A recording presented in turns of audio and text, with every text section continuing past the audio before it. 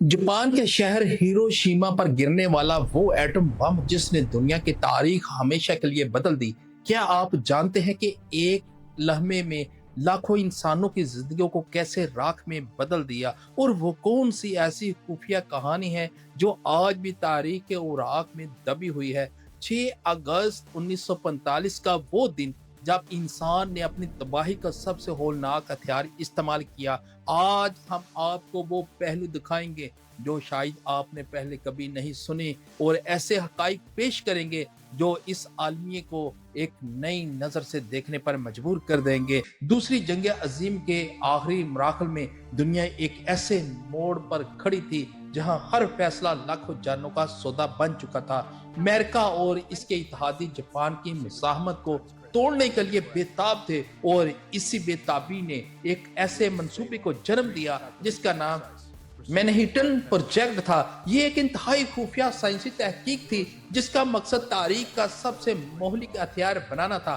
Hiroshima का इंतखाब में इतफाक नहीं था, बल्कि एक सोची समझी जंगी हिकमत अमली थी, क्योंकि शहर जापान एक फौजी सनती मरकज था। इस दिन से पहले हिरोशिमा के राइशियों ने कभी नहीं सोचा था कि इनके रोजमर्रा की जिंदगी कुछ ही लम्हात में हमेशा के लिए खत्म हो जाएगी।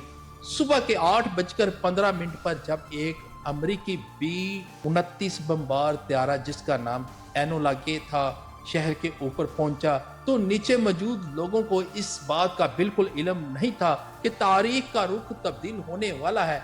त्यारे से गिराया जाने वाला बम, जिसे लिटिल बॉय का नाम दिया गया, अपने हदफ की तरफ बढ़ा। जैसे ही वो फजा में फटा, एक ऐसी रोशनी नमूदार हुई जो हजारों सूरजों से भी ज्यादा तेज थी। ये रोशनी इतनी शदीद थी, इसने इमारतों के साए पत्थरों पर नक्श कर दिए।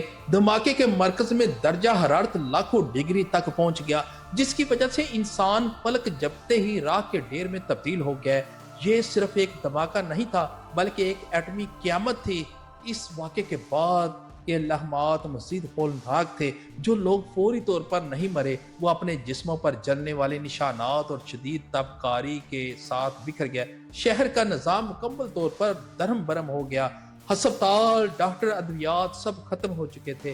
वो लोग जो धमाके से दूर थे, उन्होंने एक अजीब व गरीब स्याह रंग की बारिश देखी जो तबकार राख और जहरीले ज़रात से भरी हुई थी। ये बारिश इनके लिए मौत का परवाना साबित हुई। जिंदा बच जाने वाले, जिन्हें हैबाकोशा कहा जाता है, जिंदगी भर इस सदमे और जिस्मानी बीमारियों के साथ जीते रहे।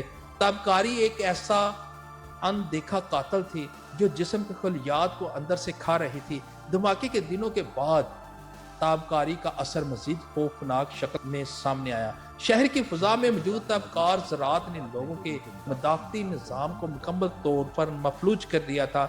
मुतासरीन के बाल गिरने लगे, मसूड़ों से खून बहना शुरू हो गया और जिस्म पर गहरे नीले दाग ऊपर आए। डॉक्टर्स इस वक्त की जदीद तरीन टेक्नोलॉजी के बावजूद ये समझने से कासर थे ये किस किस्म का जहर है जो इंसान को अंदर से खोखला कर रहा है। यह मंजर किसी ड्रोनी फिल्म से कम नहीं था, जहां लोग खामोशी से मौत के मंजर देखते थे। ताबकारी के असरात सिर्फ धमाकों के दिन तक महदूद नहीं रहे, बल्कि आने वाली नस्लों तक मुंतकिल हुए।